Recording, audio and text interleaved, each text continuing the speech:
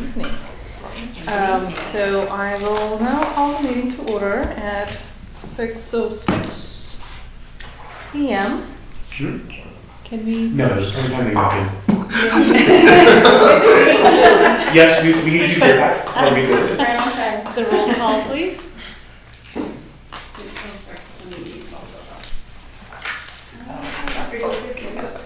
The binder? Yes.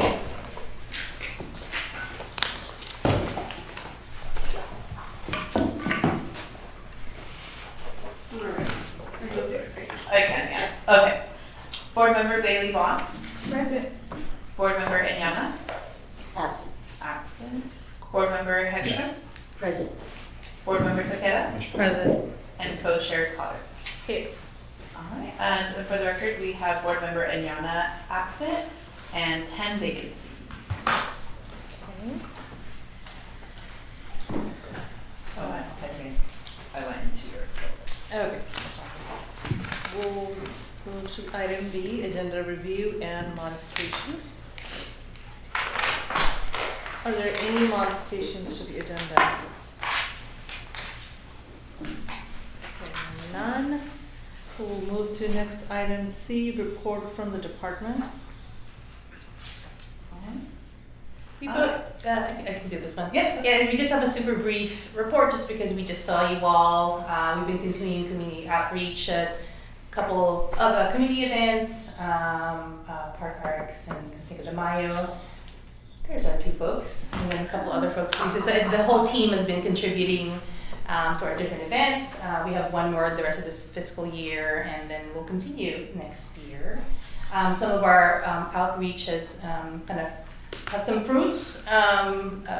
According to the mayor, they're trying to put an appointment sometime this month potentially for a youth member. So potentially June, if not July, we'll have another member join this team. So for the Oversight Board.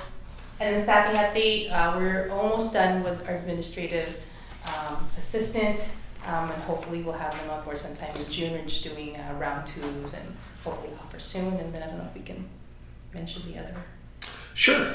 Yeah, and then recently got approved from the city manager to hire another analyst. So we currently have 4 right now to hire a 5th one, which hopefully will increase our capacity even more. So we're really happy about that. We just need to work with HR to do some of that paperwork and over the next few months do posting. So we'll definitely share that posting with you when it goes live. We have some presentation updates and some forthcoming meetings. I'm working, Richmond Library is scheduled for our June meeting to do a presentation of their services to youth, and I'm coordinating with the Rise Center right now to provide an update, just them being a grantee, but also they've been doing a listening session. They just finished a listening session with the young people, and we're hoping to do that either June or July, but we're coordinating the schedules for them. Okay. And just one more thing, we invite you all, if you don't know, whenever we talk about being at an event, we invite you to come out, hang out with us, sit at the table, talk. Right. Always feel free. Right. And we actually had a board member, Enyana, and board member Hegstrom come to Nickel Park a couple weeks ago as well. So thank you for joining us. You always have a place to sit. Yeah. So the presentation, is that going to be to, who's that to? To you all. Oh, to us at our next meeting. Yeah, they're coming here to do a big presentation. Sorry. Oh, These that's are both good. grantees, and so that's something we're also trying to set up. And Jorah's been working to try to schedule those so that you all get FaceTime with the grantees to ask questions and inquire. So this is what happens when we have more people. We can do a little bit more. And so Yeah, no, that's great. Yeah. So So both for both grantees and also I think you all have mentioned that you wanted to also hear what are the different services for young people that's happening in the city, whether or not they're grantees, to give you kind of a to show the landscape. So we're gonna schedule them throughout the next year, or just kind of on an ongoing basis. Great. That's it. And that's all we have for the department. Yep. Okay. Thank you. We will now move to item D, public forum. Yes, we have one speaker this evening, Cordell Hindler. If you'd like to begin, Cordell, you will have 2 minutes. Sure. So good evening, Co-Chair Carter, committee members. For the record, I am Cordell Hamlin, and I have some wonderful news to share with you all. So I do have some updates regarding the youth vacancy. So tentatively scheduled, as George just pointed out, it will be either on this month's council agenda or next month. So I will be going back to the youth council once again because it was on their agenda from last week, but due to the fact that the newest member, he was under the weather at the time. So hopefully he'll be joining us this month. So hopefully we get all these vacancies filled and we'll be back in the chambers next month. Let's hope. But the good news is coming up on July 9th, mark your calendars for the Contra Costa Mayor's Conference, and this time it's going to be in San Pablo. So, but you have to RSVP ahead so city staff can track how many people will be in attendance. And it's only $80 a person. And if you think the food is good, if you think the food y'all got is good, wait till you see what San Pablo has up their sleeve of food. So please RSVP ahead, please. So that way city staff can track how many people will be available. So that's it, and I'm saving my comments for when we get to the only item under board as a whole. Okay. That concludes the speakers that we have this evening. Moving on to item E, consent calendar. Item E1, approve the minutes of April 20, 2026 special meeting of the RFCY Oversight Board. Are there any corrections or comments from board members on the minutes as presented? Okay. Motion to approve. I'll second. Motion made by board member Sakara, second by board member Hexstrom. All those in favor say aye. Aye. Any opposed? We don't need a roll call. Okay. Alright. Sorry, I'll reiterate. A motion was made by board member Saketa and seconded by board member Hexstrom to approve the minutes of the April 2026 meeting. Board member Bailey Bond. Oh, You already did it. You Oh. already did that. Sorry, It was unanimous. I was like late. Sorry. Okay. My apologies. Maybe I should speak up. I'm so sorry. I did not hear you. Thank you. Okay. We will now move on to item F1.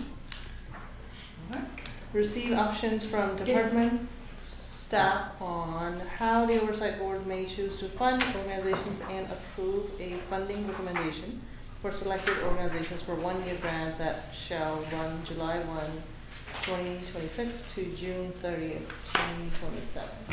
Yes, and as we begin the item, I want to remind the board that we do have a speaker for this item. So the way this will flow is staff will give a presentation, Caitlin will kick us off, and then we will have time at the end of the presentation for our speakers, and then discussion will ensue. This is a reminder of the procedure. Got it. All right. So we just wanted to let me move this out of the way. How do I do this? So you click more. Oh, there you go. Oh, something happened. Okay. All right. So, management analyst Caitlin Burton. Thank you, Oversight Board members, for being here. We wanted to just remind everybody of what the grant pilot is and what got us here. So just as a reminder for some framing, what participatory grant making is, it was a new approach that the department wanted to pilot that was designed to fund programs the same way we would previous grant programs or a 3-year grant program. It would fund programs serving children and youth and their families in the city of Richmond. For this pilot, we set aside approximately $500,000 in grant funds for a 1-year pilot program. Like they stated, the fiscal year, it would run through the fiscal year 26-27, beginning in July. Through this process, we worked collaboratively with community-based organizations here in Richmond. Some are grantees, some were not, or previous grantees, a range of just various grantees here in the city of Richmond. They helped shape the funding priorities and the grant requirements, so they had their hands in the RFP completely. They decided what was going to be in it and then what was going to be on the application. They helped in that whole design process. And through that, we created the participatory grant making pilot, which focused on just testing more community practices and involving the community in our grant making process and how that could what that could look like for future funding programs here in the city. And so we released that RFP. We released an RFP on January 13th. And let me go into the next slide. Just to see the breakdown, but it was released on January 30th, and then applications were due on March 13th. We received about 67 applications, and 60 passed threshold, totaling about $1.8 million in grant fund requests. And so I'm going to go back a little bit. So why this and why now? In the past, we've heard from grantees that our process can feel like a bit of a barrier to receiving funding. The application process seemed a little bit complicated for some smaller organizations, and so we wanted to reduce those barriers, and so we created this process was created to target just that. Patrick, he listened to a lot of feedback that folks got in the past, and so this was something that we felt would advance equity in public funding and help smaller organizations potentially receive funding that maybe otherwise would not have received funding through RFCY, which we have been told was a bit of a just lengthier and more difficult process for folks to receive funding from.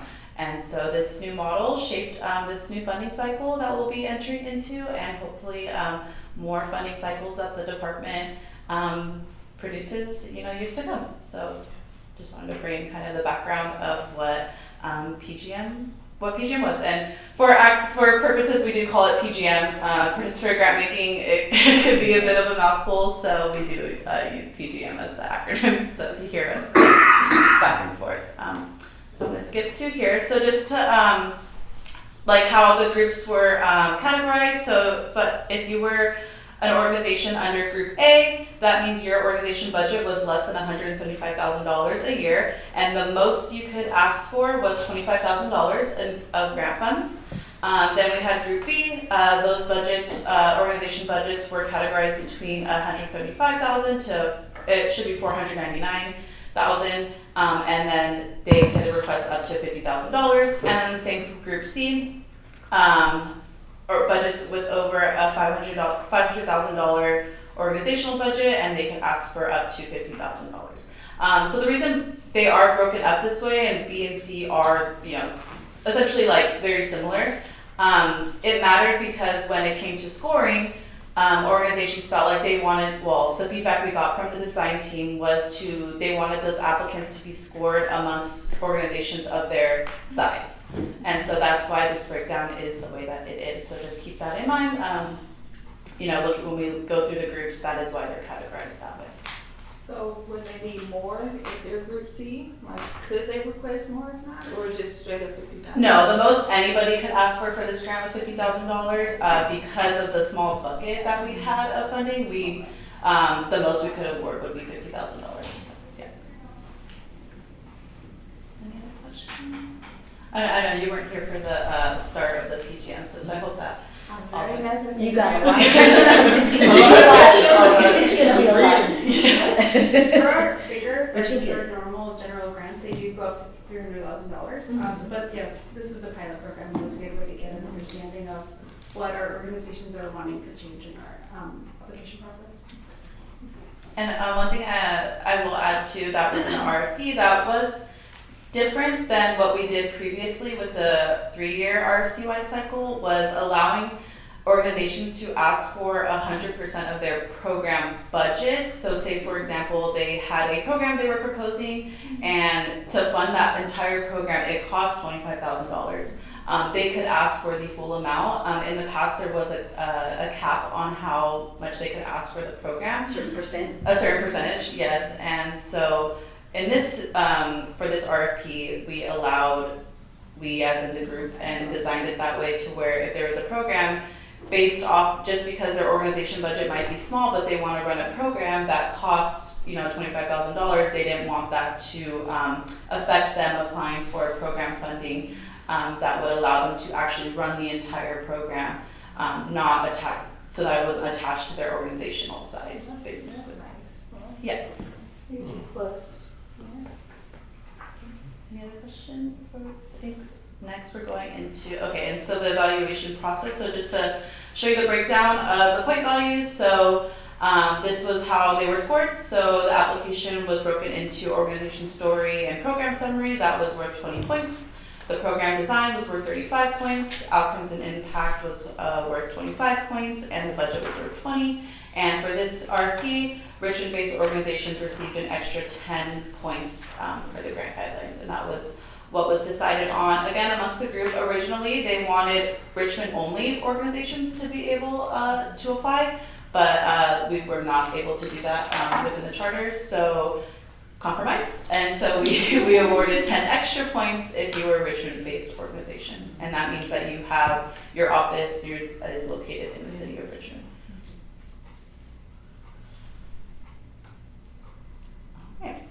So this is a pie chart of the application that we received by size.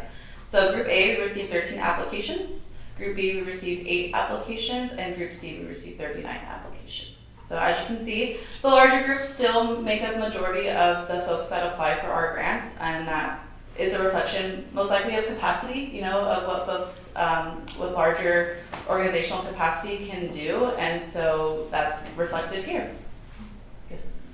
The other thing is some people have a fiscal sponsor Yes. and they have to go with their fiscal sponsor's budget, which they may only have $50,000 a year, but their fiscal sponsor puts them into the Group C. Yeah. So there's some that really don't have the money, but they're still Right. ranked against Group C. Right, and because of that, and we've discussed of how, fiscal sponsors, how the goal for that is to eventually set them up so that they can, apply for grants on their own and increase their capacity. But for the purposes of our grant, yes, like if you are applying under fiscal sponsor, they're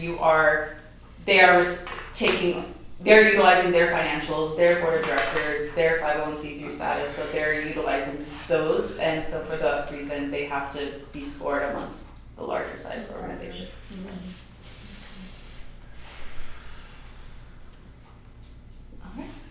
And then this is our recommendation for awards by budget size. So right now we have Group A totaling 5 awards and totaling $99,500.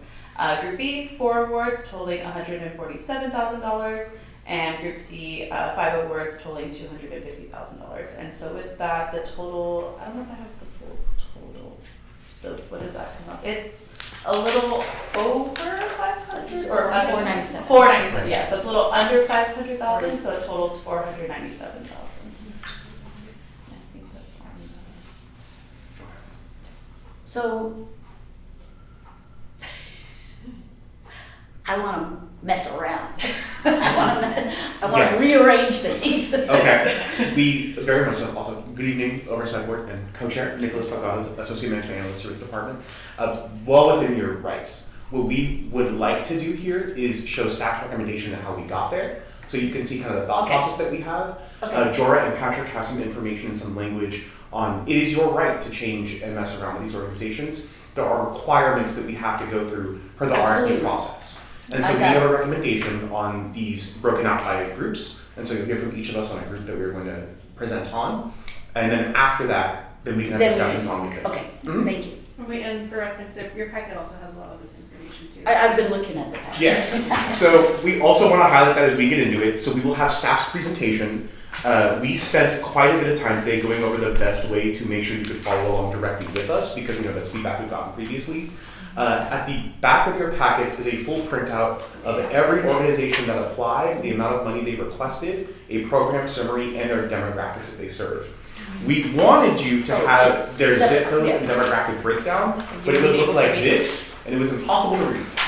So we have that information for staff to follow along and give you if you have questions about specific organizations. But for the purpose of the printout, I had to hide it. You get the total number of unduplicated youth served in the And program. we'll be able to pull it on the computer as well. Yes. Yeah. I just wanted to give you, just in case you So need we something can extra. actually read it. Yes, because this is harder to read. If I made it smaller, it'd be I rough. didn't bring my reading glasses. I'm not gonna read. Okay, so yeah, we'll get into the organizations that we are recommending for funding based off this information here. So I'll start with Group A, and then Nicholas will take it over. These are groups under $175,000 operating budget. All right, so starting with the Black neighborhood, So they are the first, well, no particular order, but they are the first one to, well, actually, based off the ranking, right, where they landed, how they scored. So that they're top score. Yeah, so they Okay. were one of the top scores. So the Black Neighborhood, they are a current grantee of ours. They received a RFCY grant, and they were also a previous ECIA grantee as well. The program that they are proposing is similar to the programs they are being funded for within the city already, is their college readiness program. They work with Richmond High School students to deliver weekly sessions, which are held virtually and in person at RPEL. The program supports youth, primarily Black and first-generational college-bound students, through structured workshops on college exploration, financial literacy, career pathways, and professional development. Participants engage in activities such as personal statement writing, resume building, mentor matching, and networking with guest speakers and alumni to build skills needed to access higher education. So the grant funding will primarily support program staffing, mentorship coordination, workshop facilitation, and guest speaker engagement. The demographics for this program, they will serve 10 participants, Richmond youth ages 13 to 17, with some transitional age youth. And their grant request was $25,000. And yeah.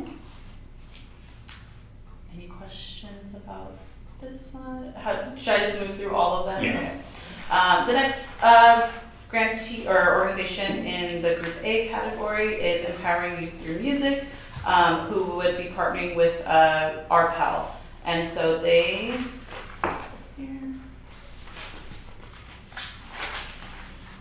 all right, so they will provide a year-round music education and mentorship program for Richmond youth ages 6 to 24, with sessions held 3 days a week at RPEL, which also serves as the program's fiscal sponsor. Participants engage in structured hands-on instruction in drums, piano, vocals, guitar, DJing, music production, and studio recording, with each session lasting approximately 3 hours. The program includes a summer music camp and a culminating performance while integrating mentorship and life skills development to support confidence, self-expression, and positive youth development for underserved and at-risk populations. So I have a question. Are you gonna read all of this for all 60? No. No, Just the order. No. Just the ones that are awarded. Because that's a lot. No. For 14. Yeah. So three of you. I mean, we can, Do you want us to, or do you want to take time to read it on your own? How would you like the information? We prepare it this way so that you can see exactly what the programs are running. This information is also available to you in your packet. What we primarily want to make sure that you get is there's a lot of information at play here, right? There's a lot of money. We understand it's a pilot. In terms of RFCY overhead, $500,000, not massive, but this is a pilot. This is new. A lot of these organizations that applied are very new, so they're new to us as well, even in the community and doing work. And so we want to make sure that you see our approach to why these organizations were selected. Because if you move money around, you're going to have to figure out how to go in order of scoring rights. And that's why scoring was also attached to the packet that you received. So we wanted to highlight the amount of money they're receiving. Because of the RFP, we can't go over that $500,000 threshold. Why these were selected, the work that they're doing here in the city we want to highlight, and their scores. but you don't have their scores listed on this. That's in the back of your packet, highlighted. No, I already, Yeah. I know what the scores are. Yeah. See, Do you want- we're just, Oh, you I'm also are part of the surprised scoring. that I didn't see them up there. Oh, Do you yes. want us to go through? Yeah. What do you think would be? I mean, what, just go ahead. I Okay. think it's helpful to have kind of an overview that is you're reading Okay. some, I mean, we can still read Yeah. along, Okay. or it may be helpful to hear it as Okay. well. And if you can also mention the score. Mention their scores. Yeah, because it's not on. Black Neighborhood was 83.5. And then Empowering scored a 75 average. Oh, sorry, with the Richmond points. Is it 85? Yeah, zero yeah, to with the 10 Richmond points. points. Yes. Yeah. The Black Neighborhood received 93.5 points, and then Empowering Youth for Music received in total 85 in total. Do you think it'd be appropriate, I mean, as you read the scores, I mean, the framework for why these were your recommendations and then walk through your recommendations, right? So one of the things that you should know is that we don't propose awards to organizations that score below 70, and we never will. Just because we have money and just because it might be available. We also want to award organizations who we feel like have very strong programs, and so it's not, oh, you could have given them money, why don't you? It is, we want organizations that the reviewers felt were the strongest. And so this program won't have that problem, but in the past, in certain of our grants, there were years where we could have given everybody funding if they wanted to, but we as staff want to feel confident and build trust, not only with you as the Oversight, but the council as well. And the community. That these organizations all scored fairly well. And when you think of a passing grade in high school or college is a C, if you do not get a passing grade, in essence, we're not going to recommend you. And so these organizations scored at least 70. And they'll be providing you the specific scores, or Caitlin will, or as the staff will as they move forward, just so that you know. Go ahead. All right, so what was you said empowering score? They scored at 83.5, and then the Richmond points gave them a 93.5. All right, moving on to House of Loving Hands. They are a current ECIA grantee with us. They actually received the Category 3 Ad Hoc Committee award recently, so we are working with them right now with the ECIA. So House of Loving Hands, they're a trauma-informed self-defense and empowerment workshop for Richmond youth ages 16 to 24 and caregivers. The services are held each October the program is held each October during Domestic Violence Awareness Month at the Richmond Recreation Complex. The 2-hour workshop includes hands-on self-defense training, situational awareness, de-escalation strategies, and confidence-building exercises. Using a 2-generation approach, the program is designed to prevent violence, strengthen family resilience, and equip participants with practical safety skills and resources. The grant funding will primarily support program staffing, certified instructors, participant stipends, materials, and workshop implementation, and it plans to serve approximately 65 Richmond residents. And you can see the breakdown of the age ranges. And the zip codes are there as well. For the zip codes, they will predominantly be serving. Okay. Oh, and their score, House of Living Hands scored a 73.4, and with the Richmond points, 83.4. I'll just read the total points. Please. Going on, sorry. All right, and the next one is Love Twice. So they are a brand new, I think, applicant. I'm not 100% sure, but would be a new grantee. So their program provides a year-round basic needs distribution program serving infants birth to 12 months in Richmond through partner agencies. They collect, store, and distribute wardrobe in a box, each containing 75 essential clothing items for a baby's first year, which are delivered through trusted sites such as health clinics, family resource centers, and shelters. They meet the need for infant clothing, and they support families experiencing poverty, housing instability, or crisis. The grant funds will primarily support program operations, including clothing collection, distribution, volunteer coordination, and logistics. And they will serve approximately 500 infants ages birth to 1 and their families in Richmond. And they scored a 84.2.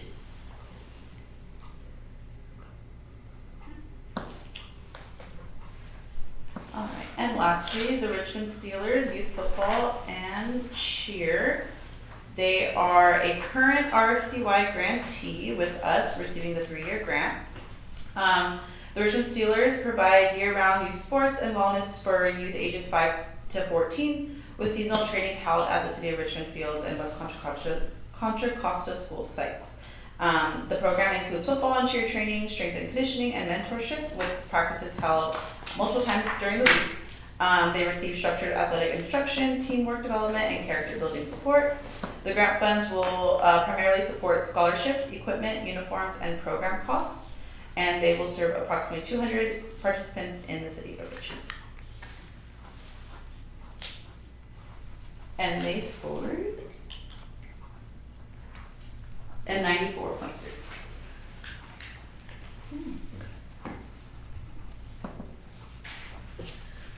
All right, so that is the end of the A group. I'll go ahead and pause here. Real quick, I just wanted to add, there's a couple of other, you can go back to just Group A. So you might see the asterisk saying that they're a current ECIA or RCY grantee. There's a handful of folks that also show, you see the plus sign and the little caret. If they supported, they attended any of the technical assistance that we provided. So if they went to a one-on-one support, or if they went to the group workshop.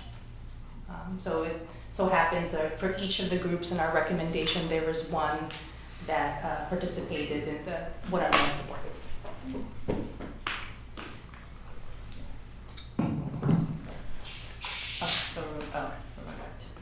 We're going through all of them, right? Okay.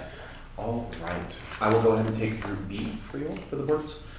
We will talk first about New Life Movement. Group B has 3 returning applicants that you all are familiar with, and there's one new one, Saving America's Youth. The first applicant that we have in Group B is New Life Movement, who scored a 73.8 adjusted total points. They will be providing a 12-week youth in Richmond and workforce readiness program for Richmond youth here aged 14 to 24 with multiple sessions held per week at their Harborway site. Partner schools and community locations will also play into effect for the schools they will be working with.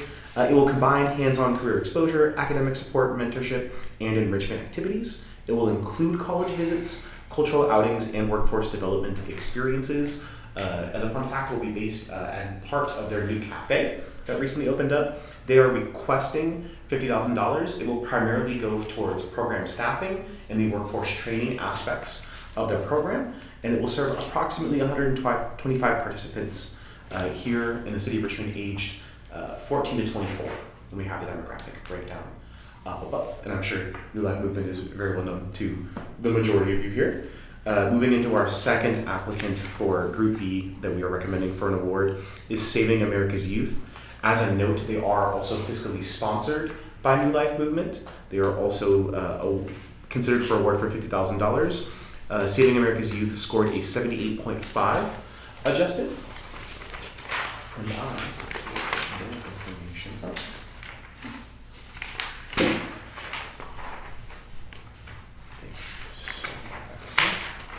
they will have a year-round youth development and sports program for Richmond youth ages 6 to 18 with practices held twice a week.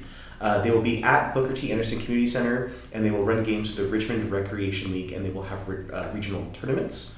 The program is going to be fiscally sponsored by New Life Movement and combines basketball, cheerleading, mentorship, and academic support, including a study hall session and different life skills workshops focused on decision-making, health, and leadership. Of the $50,000 that is requested, it will primarily go to program staffing and equipment, so uniform, coaches, shirts, different things that the youth may need while participating in the program. And for the demographic breakdown, approximately 120 participants aged 6 to 18.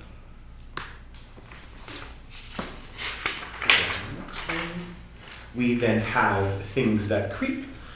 Things That Creep was the highest scorer in Group B. They scored a 90.6. Their grant request is $7,500. They will be providing 2 free 4-hour bilingual wildlife education events for Richmond youth aged 6 to 12 and their families. They will be held in the spring. They will be held in accessible community locations such as parks, schools, and neighborhood gathering places. Events will include safe, hands-on interactions with live reptiles and amphibians, guided by trained educators. They will also bring along interactive science activities and take-home materials for the youth who will be participating in these workshops. Their $75,000 request will be for staffing. $7,500 will be for staffing, materials, and outreach for the event implementation.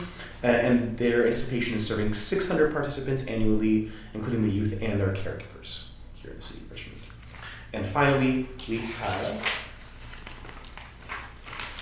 the West County Salesian Youth Club, who was the second highest scorer. They scored 87 points. They are requesting $40,000 from the department. They will be providing a year-round youth engagement and recreation-based leadership program for Richmond youth aged 6 to 24. It will operate daily after school and on weekends at the Salesian Clubhouse.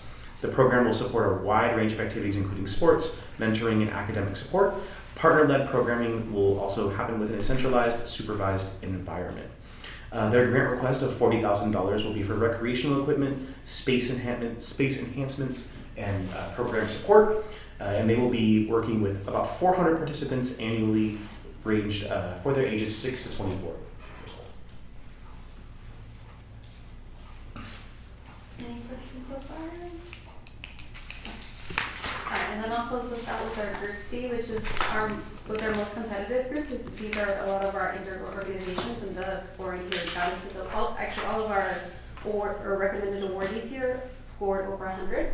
And so they are Desarrollo Familiar, East Bay Center for the Performing Arts. Okay. Oh, sorry. I'll go down each one. So we have first Desarrollo Familiar, and they are providing trauma-informed mental health services. So they'll be providing screening and assessment, some family and individual counseling. They do crisis intervention and case management, along with consultation and coaching for teachers and staff. They primarily do their services at 2 elementary schools in Richmond, and also provide support to school personnel and families. And so they operate throughout the school year with school-based service deliveries. I know we wanted to also highlight a lot of our school-based programming as well. And so they help essentially increase mental health services with children. And so they have a focus on low-income area communities, and so they do work a lot with primarily Spanish-speaking households. Their grant funding is going to be for recreational equipment, program supplies, youth engagement tools, and participation tracking systems. They estimate about 60 participants, with them being primarily 6 through 12 years old, and split between 9-4 and 9-5. And they scored a 103. Yeah.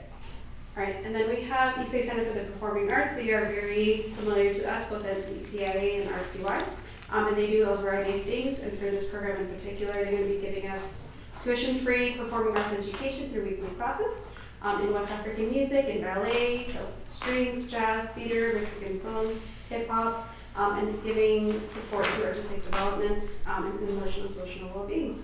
And they basically do all their programming at their Performing Arts Center right here in downtown Richmond. And they operate year-round as well with weekly classes, have good enrollment, and so they allow students to build those skills over time.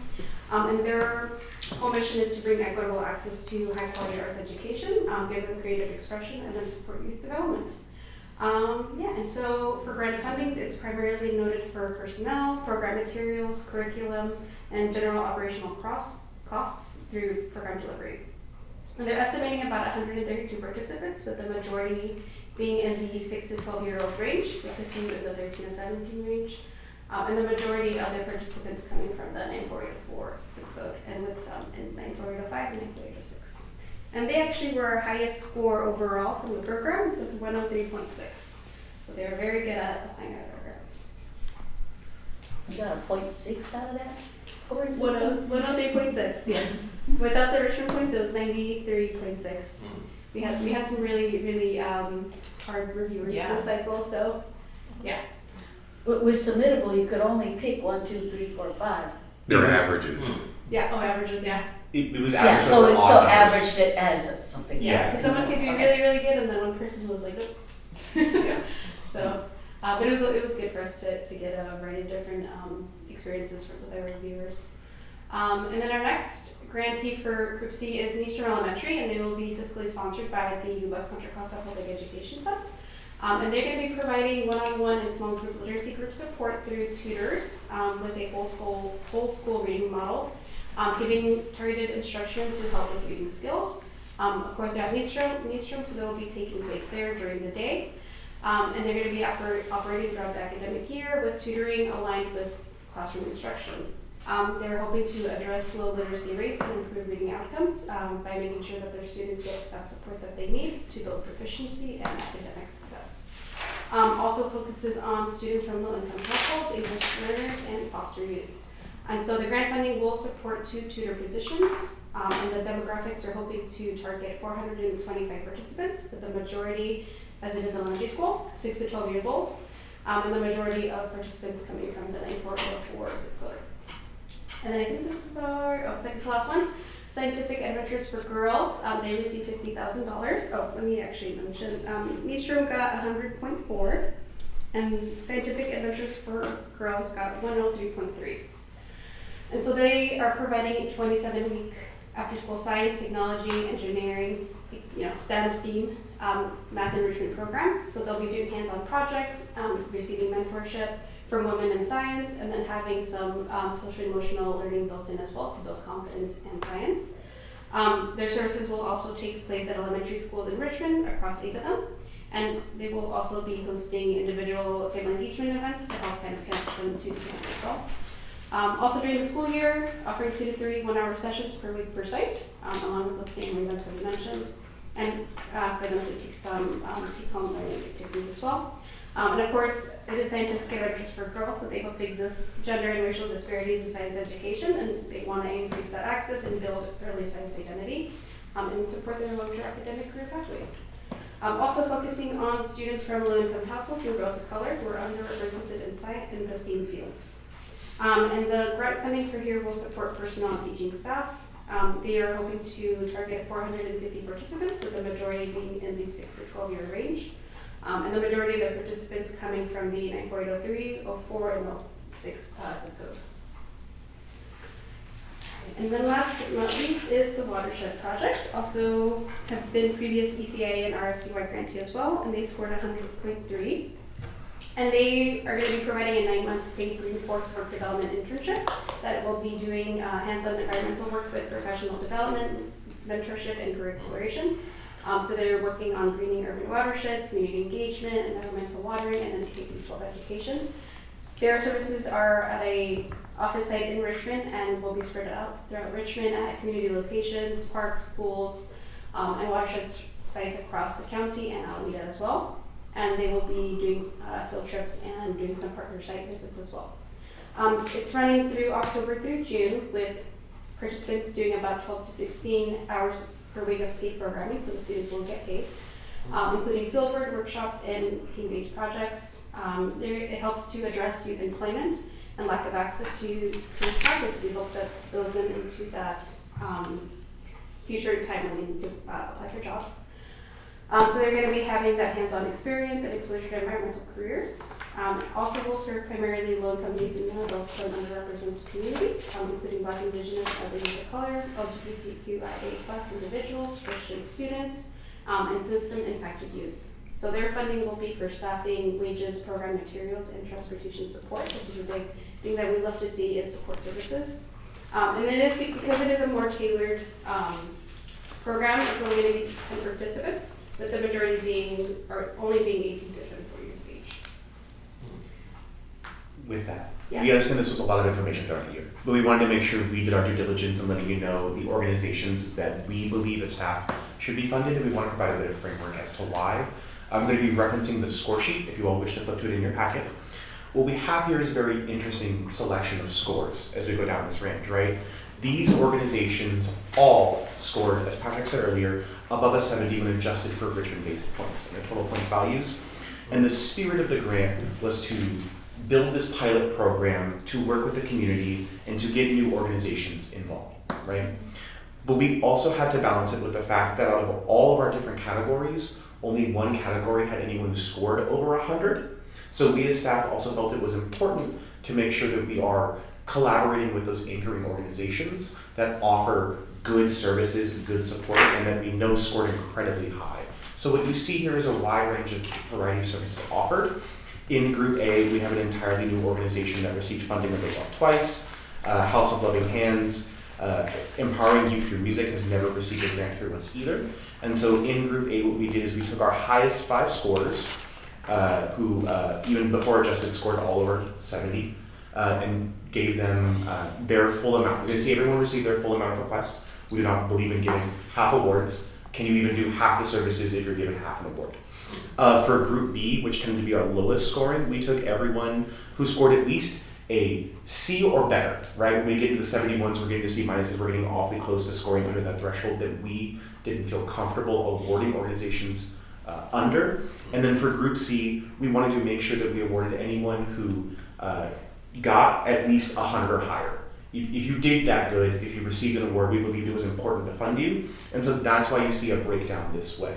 I'm going to talk a little bit about what happens if you choose to move money around, and Jordan and Patrick are experts. We'll dive into it a little bit more. But just so you know, it is your prerogative to do those things and decide that you may want to switch funding around. You have to go in order. So if you decide you want to fund, for example, the Ronnie Bubba Robinson Scholarship Foundation, you would have to take away from the bottom of another organization in order, and if you wanted to get down to God Goals or King's Accountability in Group A, you would have to go in order and fund the ones above it as well.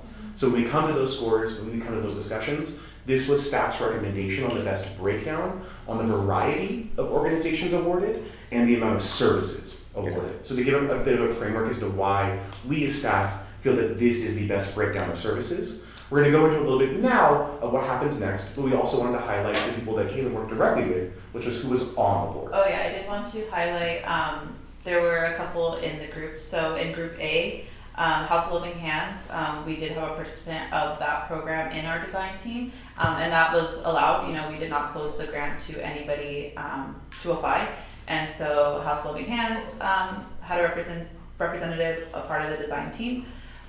Going on to Group B, there was not, there was not anybody from Group B, and then Group C, we did have representation from the Watershed Project and from the Ed Fund and East Bay Center for Performing Arts. So they were involved in the design of the PGN.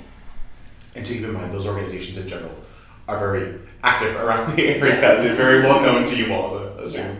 Yes, and I think it should also be noted that you see there's an even dispersion across all the 4 categories. There's 4 or 5 funded in each, and so I think it was incumbent upon us to also be thoughtful about that we didn't want to weigh heavily on one group versus the other when you're trying to promote equity in awards, right? Because the design group was very, I think, thoughtful about their approach to 4 to 5 to 6 awards per category, and so, I think at this time we might want to hear a public comment, and then we'll come to the board. Yes, all we have left is our sort of next steps, what happens from here. It will go to City Council on May 26th. After that, if it's approved, it will go, staff will begin the awards and grant process. And if not, City Council has the right to either approve as a whole or deny as a whole. So if they were to deny, which I don't think has ever happened in our case of making recommendations to the council, it would come back to you all. They can't pick and choose the way that you are able to now. They either adopt it or deny it, and it would come back to us. And with that concludes our presentation. We do have one public speaker for this item. Let me get my timer ready, Cordell. Okay. It is now yours. Thank you. So good evening, Vice Co-Chair Carter, board members. Thank you for this presentation. So after digesting all of this, so I'm looking at this and I'm like, if I were to make a decision, I would have to go with, let's see, A, B, or C. And I'm thinking like, absolute, B would be my choice because all of these organizations, and they're requesting a certain amount of money. I'm like, okay, Group B's for the highest. And I'm like, that's what I was thinking in my mind. But I'm thinking like Group C. After looking at all of this, I'm thinking like a watershed project, they want $50,000 for this internship. I'm thinking that would be wonderful. So going through this, I'm thinking like it's hard to choose. It's like, Group B, Group C, it's like they all these organizations have done outstanding work for our community. So I'm thinking like that's just my hearsay. So I do thank staff for this presentation. So after what I'm thinking, I'm like, part of me says Group B and Group C, but that's up to this board to make the determination. And once it goes to City Council, they can choose whatever they want to do. So good presentation. So I'll just leave it at that. Okay, thank you, Cordell. No problem. We will turn it over for discussion. As a reminder, if money is changed, we have $500,000 to play with here. And staff will be keeping track in real time of recommendations. Should you have questions, we'll do our best to keep track of all of it for the discussion. The floor is yours. Board Member Hagstrom. So I want to comment on something. Okay. And that is, I think part of why we did this was to hopefully get some of the smaller organizations that aren't the well-funded ones and give some money to them. So, that said, I think that I know that we're giving a big chunk of money to Group C, the biggest chunk of money. And I can understand your rationale that you want to fund everybody over 100, that got over 100. However, what I noticed when I was looking at these raw scores is that you have some in Group A that score very high and are not getting funded. And you have some in Group B that are not that high and are getting $50,000, and I'm talking about New Life Movement. If you defunded New Life Movement, you could fund the next 3 in Group A. We could fund the next 2 in Group Next A. two. It'd be $10,000 over. That's Because 10,000 then 10,000. 25, 25. Oh, sorry, I thought that was 50. Okay, so the first 2. Oh, the next 2. Yes, it would fund the The next next 2, two. and then Okay. there would be some money left over. That is correct. Also, for the purpose of this conversation, it is an open conversation. Essentially, if you choose to make what stands right now is a question on if you want to adopt staff recommendations, and you can make motions to amend that, right? And so you can amend as you wish as a board. That is your prerogative. So we can have a discussion first and then Yes. have Correct. some 100% questions. correct. Under discussion. Yes. So what I'm hearing is is that something you would like to see?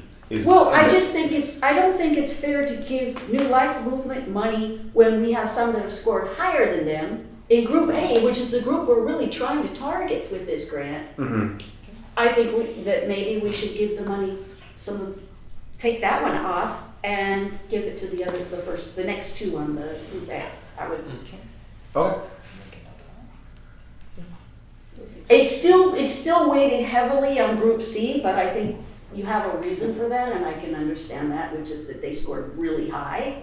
We know that good things are going to come out of that money that we're spending, but on the other hand, we kind of want to encourage some smaller ones to see if they can get bigger, and so that was my thought. And I would just encourage you, I know you're saying they scored high, but I would encourage you to see them as 3 different groups instead of just as one aggregate. So in relationship to the aggregate, they scored high, but you should really look at it, even, I'm not disagreeing with you, word for extra, but when you say they scored high in comparison, I don't see it as they scored high. I almost see it as they ran 3 different races, and who came in first, who came in second, who came in third. And I do understand your point of, hey, let's move money. I mean, if we did this, we could score. Your rationale is your rationale. But I would just, from our perspective, how I think we see it is there are 3 separate races like a heat, and whoever came in first came in first. Whoever came in second came in second. That's how staff is viewing this. Right, but the ones that are the reason that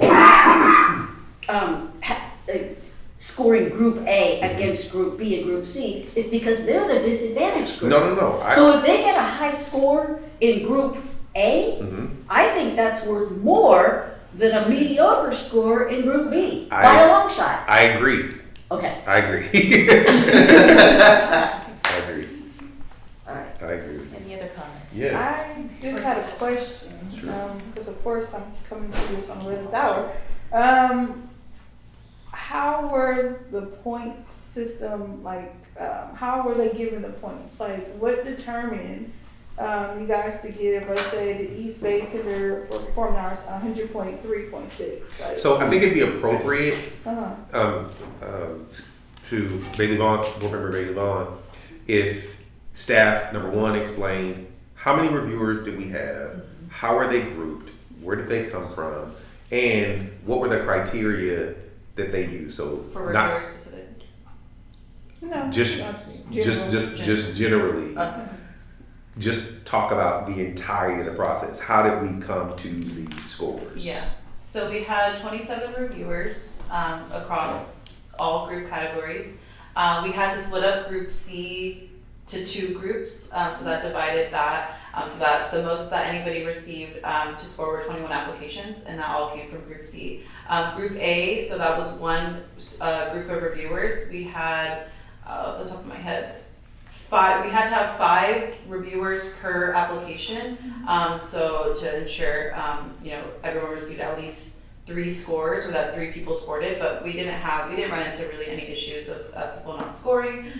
So the first group, they had 13 applicants. That was a group of 5 reviewers. And then same thing for Group B. That was a group of 8 applicants and the same amount, 5 to 6 reviewers. And then Group C was divided into 2 categories. I can pull up the actual, if you could pull up the reviewer breakdown. We do have that information, but yeah, so they were broken up. The reviewers all focused on one group, so they were not scoring. Group C did not score applicants in Group A, and yeah. So.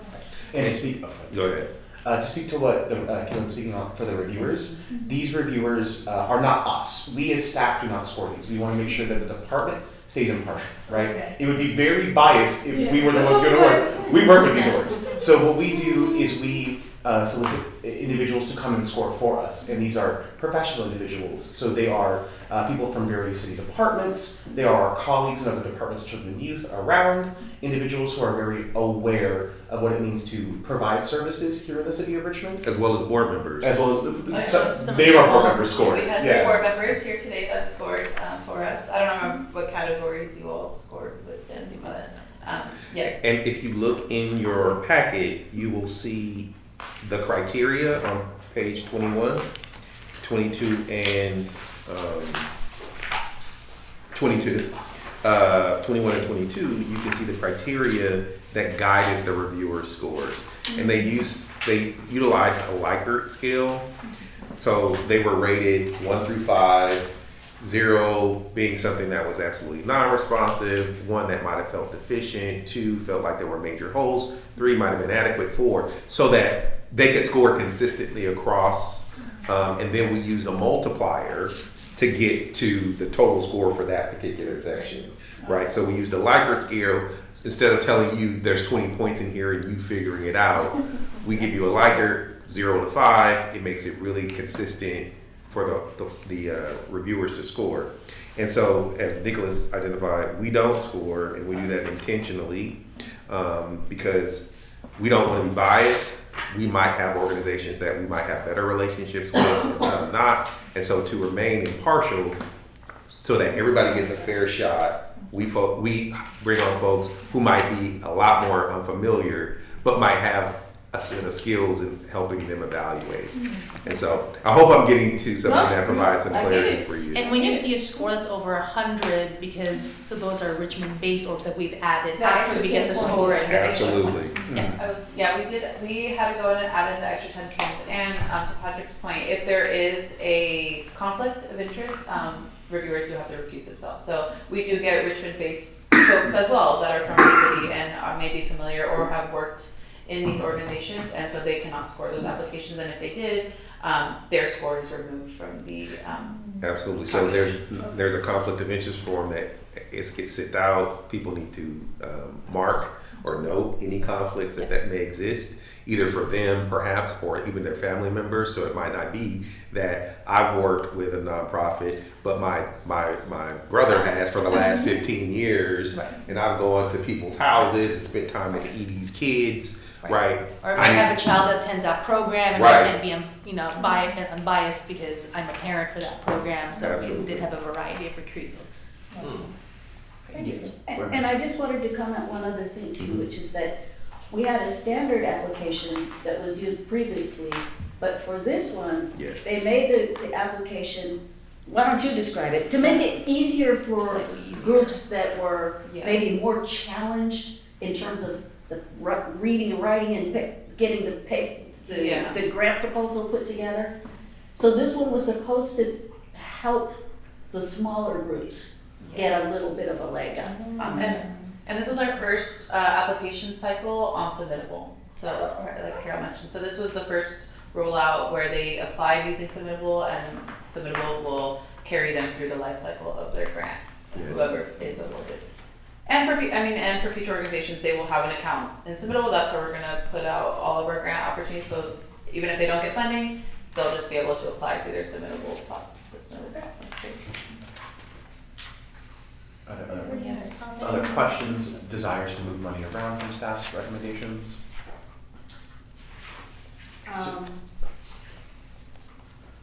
I'm just reading through the 3 organizations in question, like if we move money, like what would it mean, like from to, and I mean. Do you want to look at, you mean for Ronnie and? Yeah, can you put those descriptions up so we Yeah, can see what because- those 2 are? Yeah. What Yes, New- you can pull that up. what New Life Movement does versus the other 2, and it's a little bit of a dance actually. I mean, these Yes. all of these are doing important work, and it's kind of getting into taking from here and giving it to here is a very difficult step to do. But I'm just trying to read what if we can compare. Or if look at. I mean, based on scores, organization. they scored higher, so that's why, well, let's take a look at what they actually do. I think that's a really cool. Yes, and we are going to go ahead. We'll go over first Ronnie, the Ronnie Butler Robinson Scholarship Foundation, and then we'll go over Got Goals. It's going to be small, so bear with us. Yeah. But this is also on the sheet We're with you. going to try to, Okay, so let me pull it up. So they requested $10,000. They have an estimated participants of 450. I'll get into the description after. I just want to read this off. This is the breakdown by zip code. So here you can see majority coming from 94801, 94806, and then in between 03 and 05. This is the demographics by age, majority falling in the 6 to 12 range, the breakdown of gender, and then the core needs that they would hit. So one thing I do want to know, in the past RFCY, you applied under core need. This grant, you did not apply under core need, but you just selected all the core needs that you are touching within your program. Can you say what they actually Yeah, do? and So then it's I'll- just a seasonal giveaway, like a backpacks or something? So for this one, it's a seasonal holiday support and family relief program for low-income children, youth, and transitional age young adults in Richmond, with services delivered through community-based distribution events and partner sites from November through January. The program offers age-appropriate gifts, books, and enrichment items, along with caregiver support, resource navigation, and referrals to community services.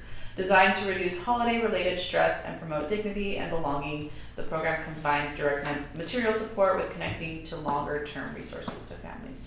So They're only asking for 10,000. Yeah, so they're asking for 10,000 for program staffing, outreach, holiday item distribution, and family support. Something to note too with this organization is also new to the department. This is their first time applying for a grant. This is their first time being scored for a grant in this way. And so to your point, Board Member Hegstrom, if it is the board's desire to move money, this would be a brand new organization that has applied to our grant programs. Okay, and then what's the GOT goals? Would that be the next one? Yes, Got Goals is the next one. And Goldie, who runs Got Goals, I have that one up so I can read it while you search for it. And I'll read it while Caitlin searches for it. As you can see, again, we hit a lot of these columns so that it would be easier to read when we give you the packets. Goldie is currently an ECIA awardee. She has 2 awards, a Category 3 award and a Category 1 and 2 award. Yes, the Got Goals Inc. Goldie's program will provide a series of 3 one-day youth wellness and leadership retreats for Richmond youth aged 9 to 24. It will be held at community recreation and park sites in August, December, and April with optional virtual follow-up sessions. Each full-day retreat includes workshops on goal setting, financial literacy, identity development, wellness, and creative expression using the Got Goals Winner Circle framework. The program creates structured spaces for reflection, mentorship, and skill building. It helps youth develop confidence, self-awareness, and long-term planning skills. They are requesting, correct. Yeah, $25,000. They're requesting $25,000. It will be primarily for staffing and retreat implementation. Goldie actually successfully held 2 events under her current ECI grant that she had with the department this past year. And so a lot of it goes into the cost for renting spaces, whether that be the auditorium or the recreation center, and then it will serve approximately 90 participants. And then the New Life Movement, that's an ongoing program? Correct. So it's not just a one-day event. Correct. It's a cohort style, 12 weeks. So for 12 weeks at a time, they are planning on taking on cohorts for a couple of different programs, which will be financial literacy, academic help and tutoring, also job readiness skills in their kitchen. Yeah, they open a new cafe. The restaurant. Yeah, the restaurant. They're getting free help in their restaurant. They are. All In their participants will kitchen. receive stipends. We actually have a kitchen upstairs. We'll open up. Yes. No. So it will be in the New Life Cafe. Got it. Mhm. I feel that we should keep as the recommended grants. Just looking at it in more detail. I mean, if we move the 50,000, and this is more kind of, I don't know, one reason would be like that we'll be left over with money that we won't have anywhere to use. We're about 5,000 under right now. I think we're 23. Yeah, I was gonna say I think 2,500 right now. exactly. Oh, okay, so 497. not enough to go any lower on any of them. No. Yeah. What do you think? I'm inclined to keep it as is. You want to keep it as is? If we're looking I'm at okay with equally that. shared. And I'm like more inclined, I see the one time for like these new other two, but I think New Life Movement we don't have much workforce development for our youth here, so I'm more inclined to keep it as is. And they get more. I mean, a one-time getting a Christmas gift is something, but it's not ongoing. And I agree that ongoing program's better. So Okay. score-wise, though, they didn't score. Yeah. But that's okay. It is interesting because of that small group did not, they had the lowest scores out of, so it's interesting to see. The middle group? Yeah, the Mhm. middle group, why that is, and as we pilot this, we are going to pay very close attention to these smaller organizations to see, Data and $10. some of that administrative, what goes on with their administrative, what we require of them and the reporting and. all Was there that. consistent feedback as to why they were scoring low? Like, did you guys see a trend?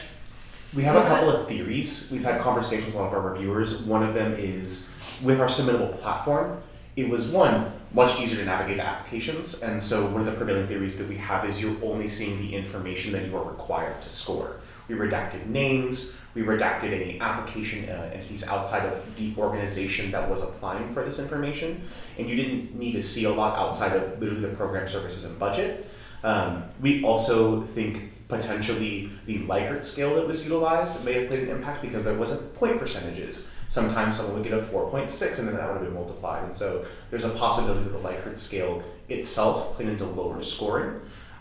We did see a trend on average where organizations that had worked with us before or that had went to the TA session or were known to our applications did score reasonably well, as is evident by our anchor organizations in Group C. And I think as Board Member Hagstrom pointed out earlier, which is the organizations that were lower in Group A and Group B, they are new organizations. So I these think, organizations are applying for the first time. at least from my perspective of reviewing them, I lacked scoring plenty of them a high on B because there was no measurable outcomes.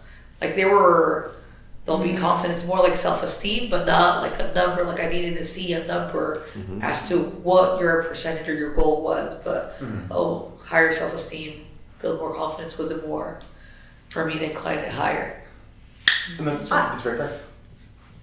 I also wonder if, because you had a different group of reviewers reviewing section B, maybe just by the luck of the draw, the ones that did Could the B very well. scoring were scoring hard. Could very Yeah. well. And the ones that were doing the A, because I wouldn't have, these one-time giveaways, I don't score those high, because I don't think they're that great. You spend $10,000 and get a Christmas present, that's not really, I mean, it's something, but I don't usually score those high. So I would score, I probably scored harder, is what I'm saying. But I have a feeling I had a mix of A and B because some of the names I recognized I had both A and B. So I didn't get just B only. Interesting. Yeah, I don't think I got just B only Yeah. either. We had some last minute changes when we were doing a last minute check Oh, to groups.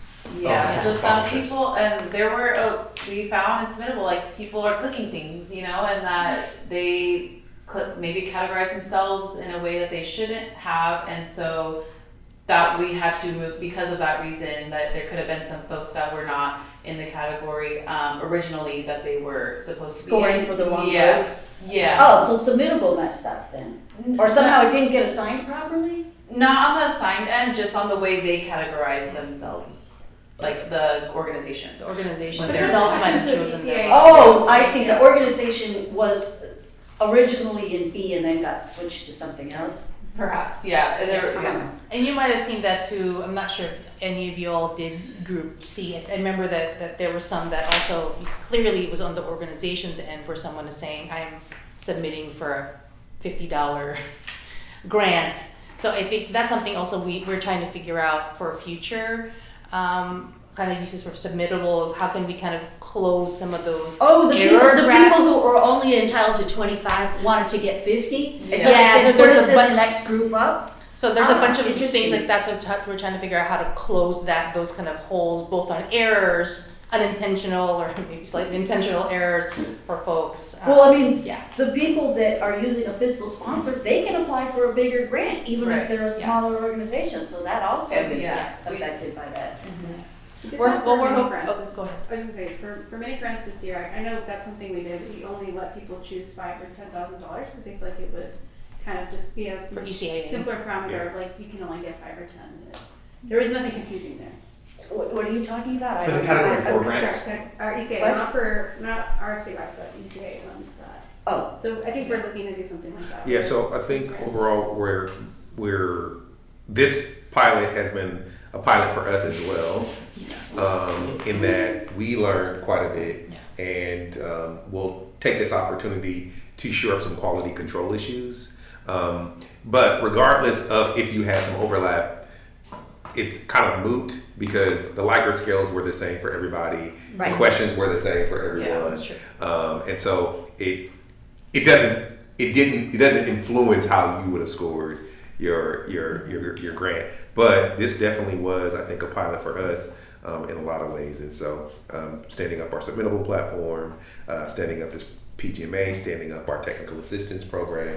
And so we are, again, with Jory coming on board and now bringing on additional staff, we're trying to stand up a lot of new things. And so this feedback is helpful as we move forward to kind of shore up just quality and ease and consistency across the application structure. And what we're hoping to is, not hoping, what we're planning to is for reviewers, or some of you that reviewed will see that, is we'll do a quick little survey Absolutely. to kind of get your experience around the usage and maybe other things. Because we did see that sometimes, within the same application, some people would score really low, some people would score, 60, some people would score 100, and we don't quite know if it's just, like you said, it maybe it's just a mix I of wish it reviewers. would have allowed us to make a comment no matter what your score. that's, Because it was only when you hit 3 or below, then it requested it. But before that, like there was no, like if I'm giving you a 4, like this is why versus.